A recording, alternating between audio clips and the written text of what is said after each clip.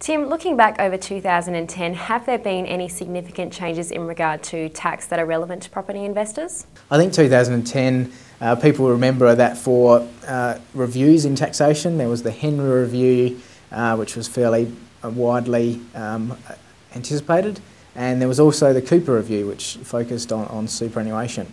And that's obviously thrown a few issues out that are relevant to property investors. One of the ones that comes from the Henry Review is the comments regarding negative gearing. Effectively, that was in favour of that arrangement. The review suggested that that should be changed, but that was rejected by the government.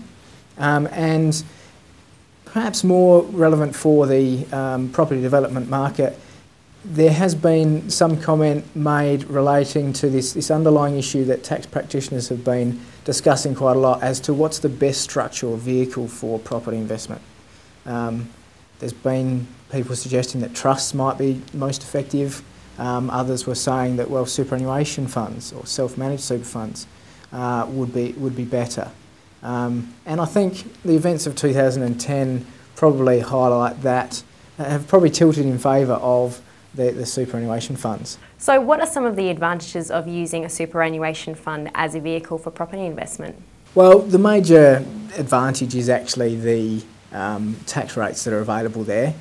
Ordinarily, the income of a superannuation fund is taxed at 15%, so pretty low when you compare that to your ordinary marginal rates or even your company tax rate of 30%. But it even gets better than that. When you enter what's called pension phase, that's the phase where the superannuation fund's actually paying money out to someone who's retired, for instance. The tax rate actually drops to zero, so you can't get any better than that. And when I say zero, it's actually talking about both the tax relating to the earnings of the fund and also the pensions that are paid out of a superannuation fund are actually not taxed in the hands of the person receiving them. So effectively it's tax-free all the way through. So obviously that's quite competitive. So given that super funds are there to provide funds for retirement, are there some property investments that aren't suitable? Yes, true. There are restrictions on the type of investments that a superannuation fund can make. That said, the majority of the restrictions actually focus on how an investment is used. There's not necessarily restrictions associated with the type of investment that you can acquire. Putting aside the situation where you're acquiring an investment from a related party, you can actually acquire the full range of ordinary investment properties. So commercial property is fine, residential property is fine.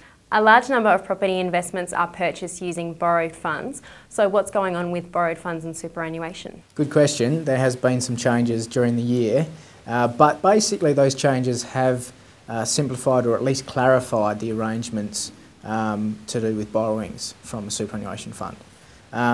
The Cooper Review, which we mentioned earlier before, did talk about borrowings from a super fund, but they basically said that they would monitor the issue. It wasn't as though they took a particular position as to whether it was a good or a bad thing. So effectively, things can continue as we've seen them developing.